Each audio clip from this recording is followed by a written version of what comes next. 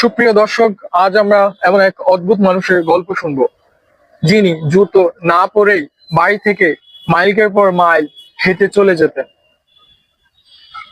যিনি নিজের ঘরের রাস্তা ভুলে যেতেন, নিজের মনে বিড়বিড় করতে করতে নর্দমায় পড়ে যেতেন, কিন্তু তিনি বদলে দিয়েছিলেন পুরো পৃথিবীর অর্থনীতির ভাগ্য। হ্যাঁ, আমি কথা বলছি আধুনিক অর্থনীতির জনক, স্কটল্যান্ডের বিখ্যাত দার্শনিক অ্যাডাম স্মিথের কথা। 1723 সালে জন্ম নেওয়া এই মানুষটি ছিলেন একাধারে চরম জিনিয়াস এবং অন্যদিকে এক পরম খামখেয়ালিপনা ব্যক্তি। তখনকার দিনে অর্থনীতি বলে আলাদা কোনো বিষয় ছিল না, কিন্তু স্মিথ প্রথম ডালপালা ছড়ানো এই বিদ্যাকে একটি নিখুঁত কাঠামো দেন। 1776 সালে প্রকাশিত হয় তার যুগান্তকারী বই দ্য ওয়েলথ অব নেশন, যা আজ অব্দি অর্থনীতির বাইবেল হিসেবে পরিচিত। কিন্তু এই মহান বইটির পেছনে মানুষটি বাস্তব জীবন এতটাই অবাস্তব ছিল যে তা শুনলে আপনি আজ অবাক না হয়ে পারবেন না। স্মিথ প্রায় তীব্র একাকিত্বে ভুগতেন এবং নিজের চিন্তায় এতটাই মগ্ন থাকতেন যে চারপাশে জগতে কোনো হুঁশ তার থাকতো না। একবারের ঘটনা, তিনি নাইট গাউন পরা অবস্থাতেই ঘর থেকে বের হয়ে নিজের মনে হাঁটতে হাঁটতে প্রায় 15 মাইল দূরে অন্য এক শহরে চলে গিয়েছিলেন। চারপাশের মানুষ তার দিকে অদ্ভুত দৃষ্টিতে তাকাচ্ছিল, কিন্তু স্মিথের মাথায় তখন ঘুরছিল বাজারের চাহিদা আর যোগানের সমীকরণ। চার্চের ঘন্টার আওয়াজ যখন তার ধ্যান ভাঙলো, তখন তিনি বুঝতে পারলেন যে তিনি আসলে নিজের অজান্তেই এক বিশাল পথ পাড়ি দিয়ে ফেলেছেন। শুধু তাই নয়, ডিনারের টেবিলে বসে বন্ধুদের সাথে কথা বলতে বলতে চামচ দিয়ে চিনি না গুলে তিনি ব্রেড আর বাটার গলিয়ে ফেলতেন। তার এই চরম খামখেয়ালিপনা কারণেই মানুষ তাকে অ্যাবস্ট্রাক্ট মাইন্ডের প্রফেসর বা উড়ন্ত চণ্ডী অধ্যাপক বলে ডাকতো। তিনি এই কিন্তু এই মানুষটির মাথায় ভিতরেই জন্ম নিয়েছিল ইতিহাসের সবচেয়ে শক্তিশালী অর্থনৈতিক তত্ত্ব, যাকে আমরা বলি ইউনিজিবল হ্যান্ড বা অদৃশ্য হাত। স্মিথ প্রথম দুনিয়াকে বুঝিয়েছিলেন যে বাজারের উপর সরকারের কোনো জোর খাটানো বা অতিরিক্ত নিয়ম চাপানোর প্রয়োজন নেই।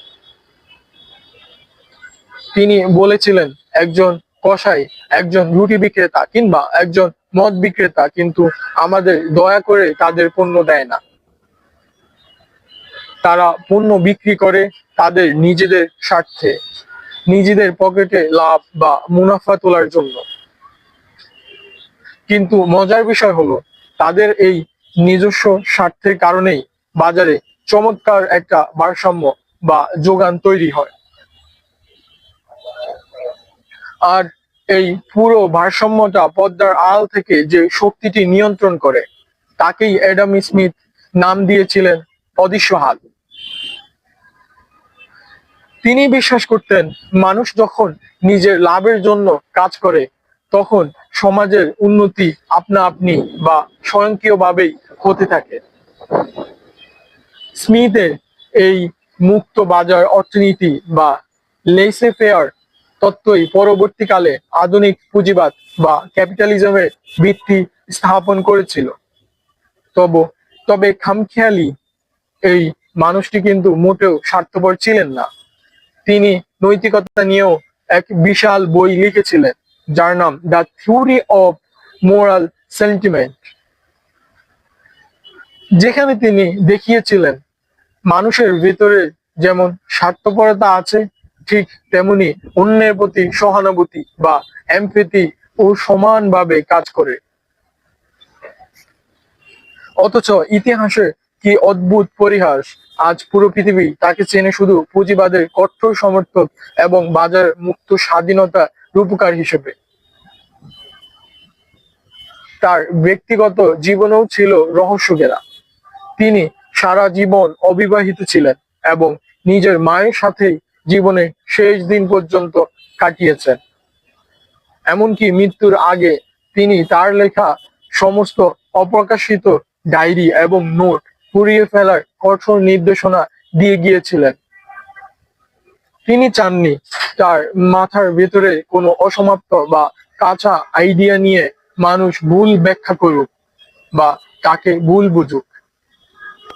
স্মিথ 1790 সালে মারা যান, কিন্তু তিনি পৃথিবীতে রেখে যান এমন এক অর্থনৈতিক নকশা যা আজও বড় বড় দেশের বাজেট নির্ধারণ করে। যেই মানুষটি নিজের পকেটে চাবি কোথায় রেখেছেন তা মনে রাখতে পারতেন না, তিনি পুরো পৃথিবীর পকেটের হিসাব নিখুঁতভাবে শিখিয়ে দিয়ে গিয়েছেন।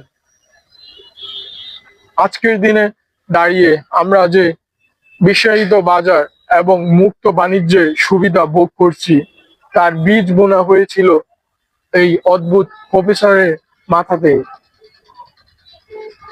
আশা করি পৃথিবীর এই প্রথম ও অদ্ভুত অর্থনীতিবিদের জীবনের গল্পটি আপনাদের চিন্তার খোরাক যোগাতে পেরেছে। স্মিথের জীবন আমাদের শেখায় যে মাঝে মাঝে চারপাশের দুনিয়া ভুলে নিজের ভাবনাতে হারিয়ে গেলেই দুনিয়া কাঁপানো কোনো তত্ত্বের জন্ম হয়। এতক্ষণ ধরে এই অসাধারণ ঐতিহাসিক জার্নিতে সাথে থাকার জন্য আপনাদের সবাইকে অসংখ্য ধন্যবাদ। সবাই ভালো থাকবেন, সুস্থ থাকবেন এবং নিজেদের ভিতরে খামখেয়ালি জিনিসকে বাঁচিয়ে রাখবেন। ধন্যবাদ।